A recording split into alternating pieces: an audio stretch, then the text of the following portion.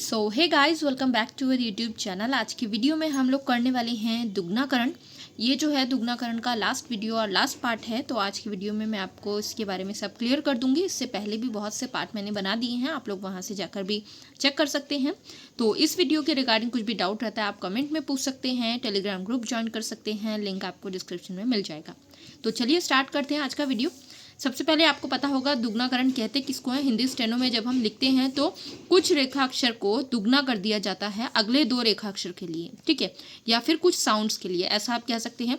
तो previous video में मैंने पूरा अच्छे से एक्सप्लेन किया है। आज हम सिर्फ ये वाले कवर करने वाले हैं जो मैंने आज लिखे हैं। सबसे पहले आप लोगों को ध्यान में रखना है मात्रा, ठीक है। अगर लास्ट में मात्रा आती है तो दुगनाकरण नहीं किया जाएगा। फॉर एग्जाम्पल अगर मैंने लिखा है जंतर, तो यहाँ पर लास्ट में तर का साउंड आ रहा है तो मतलब दुगना होगा। कोई भी मात्रा नहीं है इसलिए हम उसको दुगना करेंगे। ज को, ये ज और ये न, तर के लिए ज को दुगना कर दिया गया है, ठीक है। नॉर्मल जो ज है वो इतना आएगा, तो तर के लिए उसको डबल किया है और न के लिए ये कब दिया गया है, ठीक है।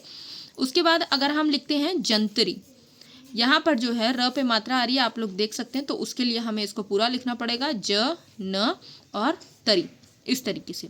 अब यहाँ पर क्यों नहीं दुगना हुआ है, क्योंकि ज न तर। अगर मैं इस तरीके से लिख लूँ और यहाँ पर डॉट लगा दूँ या फिर यहाँ पर मात्रा लगा दूँ ई की, तो ये पता नहीं चलेगा कि ये र के साथ है, त के साथ है या फिर ज के साथ है।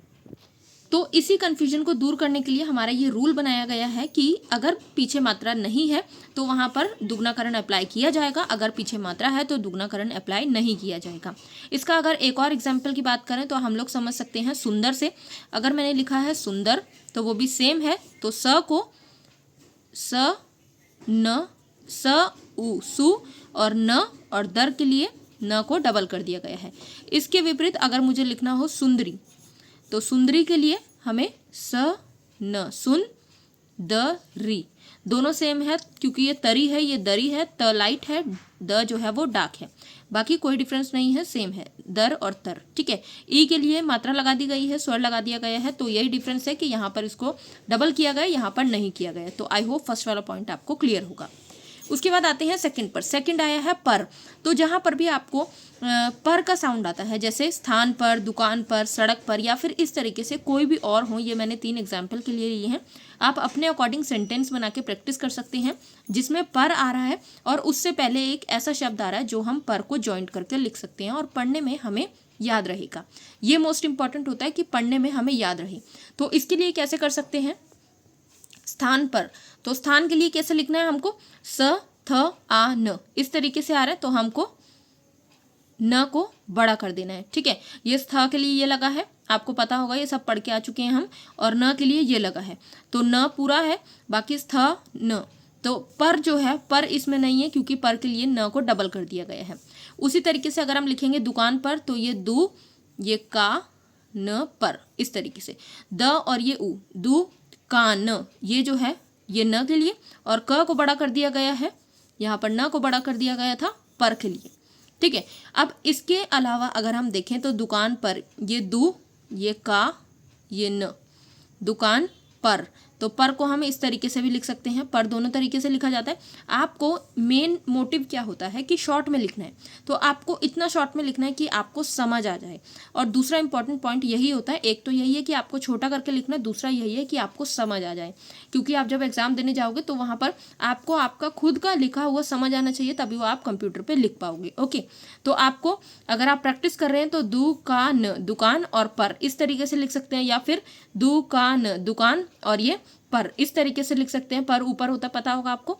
और अगर आपकी प्रैक्टिस हो चुकी है, डिक्टेशन पर कर रहे हैं और आपको इस तरीके से लिखने का अनुभव है, तो आप इस तरीके से लिख सकते हैं, ये दू, ये का को बड़ा कर दिया और न बना दिया है और पर इसी में आ गया है, ठीक है। क को पर के लिए ही बड़ा किया है। नेक्स्ट है सड़क पर, तो ये स, ये ड़ और ये क को बड़ा कर दिया है पर के लिए। तो आई होप आपको ये भी क्लियर हो गया होगा। एक चीज़ मैं यहाँ पर और क्लियर कर दूँ, जो ये पर वाला मैंने बताया है और जो मैं बता रही हूँ ये कंफर्म क्या करना है आपको, अगर आपको अनुभव है तभी आप इसको यूज़ कीजिए, वरना आपको इसमें बहुत प्रैक्टिस की ज़रूरत है, क्योंकि बहुत से टाइम ऐसा होगा कि आपने स्थान लिख दिया है लेकिन पर आप नहीं लिख पाएंगे जब आप उसको हिंदी में ट्रांसलेट करेंगे, ठीक है, क्योंकि आप उस तरफ भूल चुके हैं। लेकिन अगर आप सेंटेंस में पढ़ रहे हैं जब आपने लिखा है तो आपको थोड़ा सा ध्यान है, यह सेंटेंस उस तरीके से बन रहा है जो पर भी आ रहा है, तो वहाँ पर आप लोगों को ईजिली ये समझ आ जाएगा। तो आप थोड़े थोड़े सिंपल सिंपल सेंटेंस लेके प्रैक्टिस कर सकते हैं, जिससे आपकी बहुत अच्छी प्रैक्टिस हो जाएगी। नेक्स्ट है तरह। तो अगर तरह आ जाता है तो उसको भी हमने दुगनाकरण देना है। जैसे कि अगर हमने लिखा है बुरी तरह, तो बुरी तरह किस तरीके से होगा, पहले बुरी, तो बुरी के लिए ये बू और ये री, बुरी, ठीक है, इस तरीके से। लेकिन तरह के लिए हमको इसको बड़ा कर देना है, ये बुरी हो गया और ये तरह, इस तरीके से भी लिख सकते हैं, पर हमको इसको सेम लिखना है जिसमें कम टाइम लगे, तो ये बुरी और ये तरह। इसमें क्या किया हमने, र को तरह के लिए डबल कर दिया है। उसी तरीके से ठीक तरह, तो ठीक तरह के लिए भी जैसे हमने लिखा है ठीक, हमको लिखना आता है ठीक ठीक, तो ठीक पे ही क को हमने बड़ा कर दिया है, किसके लिए, तरह के लिए, सेम।